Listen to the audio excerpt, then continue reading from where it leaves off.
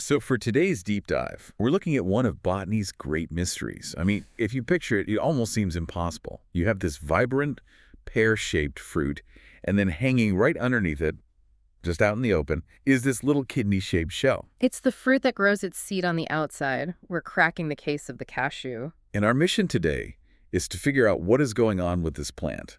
It seems to break all the rules. It really does. We need to understand the nut that is technically a fruit and the actual fruit that you almost never get to eat. Wait, so that big colorful part, the part that looks like a fruit, that's not it. That's the big deception. Botanically speaking, what we all call the cashew fruit is, well, it's known as a false fruit or an accessory fruit. A false fruit? Okay, Mhm. let's unpack that.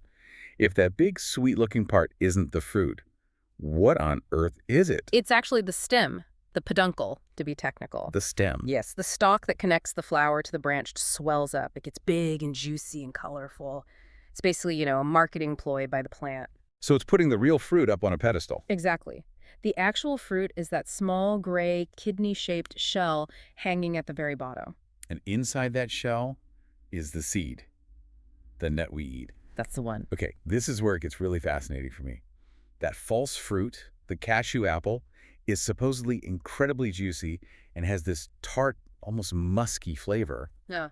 But there's a huge problem, right? Which is why we never see them fresh in our stores. It's the ultimate trade-off. The apple is just far too delicate. It bruises at the slightest touch. Oh, wow. And once it's picked, it starts to ferment almost immediately. We're talking within 24 hours. No, it has zero shelf life. It could never survive global shipping. Not a chance, which is why the entire global industry is built on that one tough little kernel, and the giant fleshy apple is often just left behind. That seems so inefficient. So where did this plant even come from before it became this, global commodity? For that, we have to go to the dry, tropical parts of the Americas, specifically northeastern Brazil. That's its original home. And it was first cultivated by the indigenous Tupi people. They had a name for it, Acaju. Right, which means nut that produces itself. So they clearly understood its weird life cycle long before anyone else. They absolutely did.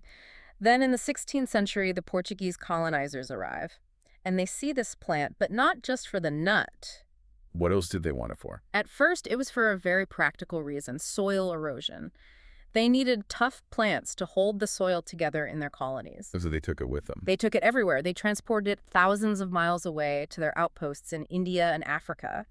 And in doing that, they unknowingly set the stage for the entire modern cashew industry. So the main places that grow cashews now, they aren't its original home at all. Not even close. The biggest producers today, like Vietnam and India, are all a direct result of that move by the Portuguese centuries ago. That's incredible. So to bring it all together for you, the cashew basically defies botany. That big apple is just a swollen stem. And its fragility is why you only ever get to eat the tough little seed that's hidden inside the true fruit. And that leaves you with a really interesting final thought about our global food system. If this one unique plant traveled so far from its home in Brazil and created this massive multi-billion-dollar industry on the other side of the world, it makes you wonder, right? How many other foods on your plate are flourishing thousands of miles from where they first began? It's something to chew on.